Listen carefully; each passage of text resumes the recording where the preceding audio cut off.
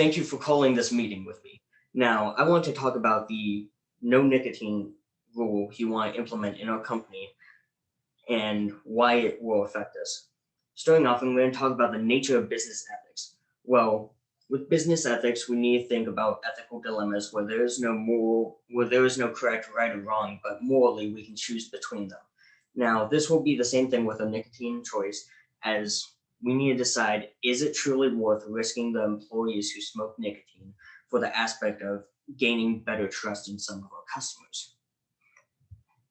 The next major point I want to talk about was how this ethic will affect our revenue. I'm not going to talk about that right now, as that's a later point, so I'm going to set that aside and we'll come back to that later. Now, potentially, we're going to change the client view of us, as we've been trusted for 76 years at this point and well established, and want to try and further our production and make it more efficient. I'm going to move on to my next point, which is why we should tackle the drug problem and how it's been affecting us. As you know, we regularly test for drugs in all 50 states, and we're trying to crack down on people using drugs and alcohol.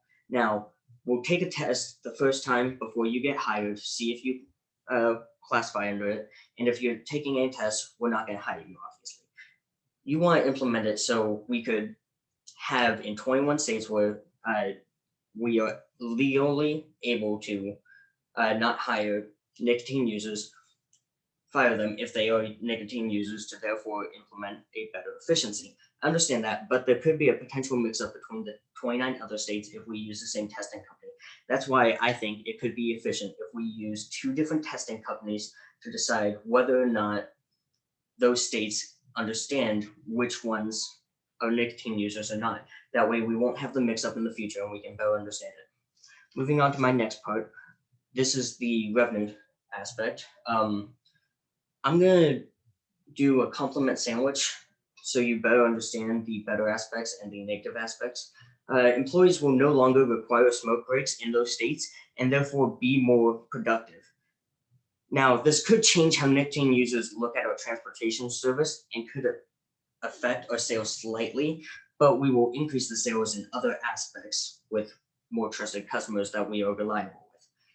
This will save us on healthcare finances, as we could use a plan that could take care of more common diseases or affect the disease that's currently hitting us, COVID-19. That way we can make sure employees are able to get back to our workplace safely and be able to help the work.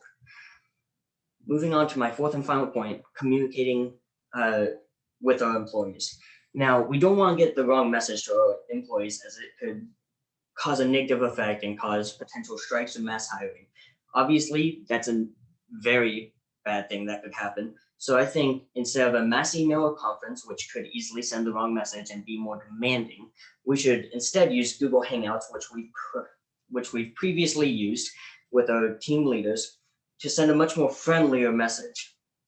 That way, the employees will trust us with this new beginning, and we'll be able to step forward into a new dawn of age and become a better company.